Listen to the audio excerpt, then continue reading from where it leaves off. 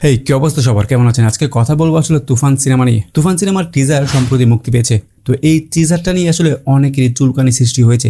কারণ কি জানেন, এনিমেল এবং কেজিএফ এর সাথে তুলনা করছে অনেকেই এই সিনেমাটাকে। তো তাদেরকে বলছি ভাই, এনিমেল এবং কেজিএফ এই সিনেমাগুলোর বাজেট তো আপনারা নিশ্চয়ই জানেন। যারা এই সিনেমাগুলোর সাথে আসলে শাকিব খানের নতুন সিনেমা তুফানের যে টিজারটা মুক্তি পেয়েছে এইটার তুলনা করছেন, নিশ্চয়ই তুলনা করতে হবে সমানে সমানে।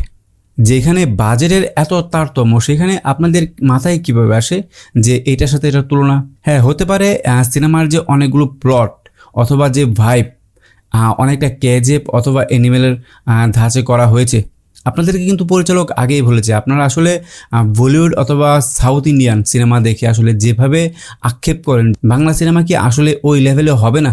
তো যখন আসলে রায়হান রাফি আপনাদের প্রত্যাশা পূরণ করলো যে এই লেভেলের সিনেমা নিয়ে এসে, এখন আপনারা আবার সমালোচনা করছেন যে ভাই এনিমেল অথবা কেজিএফ এর থেকে কপি করা নাকি। এটাই আসলে আমাদের বাঙালিদের সমস্যা।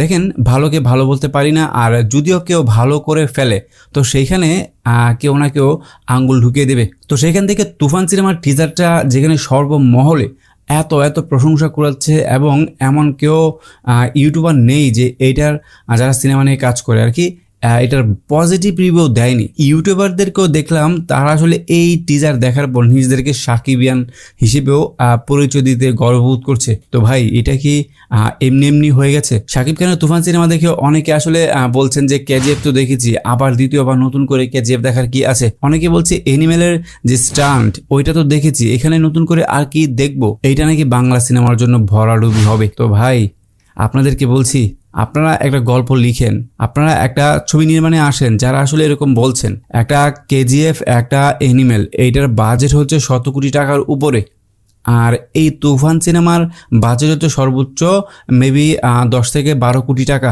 90 থেকে 100 কোটি টাকার বাজেটের তারতম্য।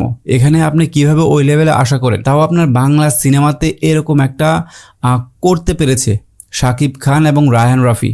তাদের স্বপ্ন, এটা বাংলা সিনেমার স্বপ্ন, সেই স্বপ্নটাকে এবার সত্যি করতে পেরেছে রায়হান রাফি।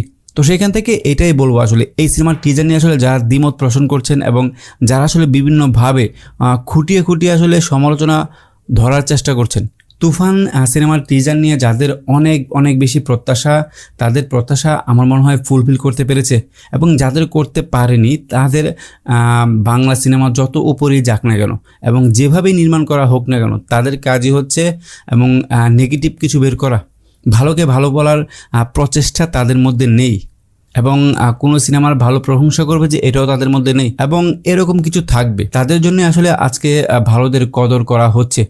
তো ধন্যবাদ সবাইকে ভিডিওটি দেখার জন্য। যাদের কাছে এই তুফান সিনেমার টিজার ভালো লাগেনি, তাদের জন্য কিছু একটা বলে যান কমেন্ট বক্সে।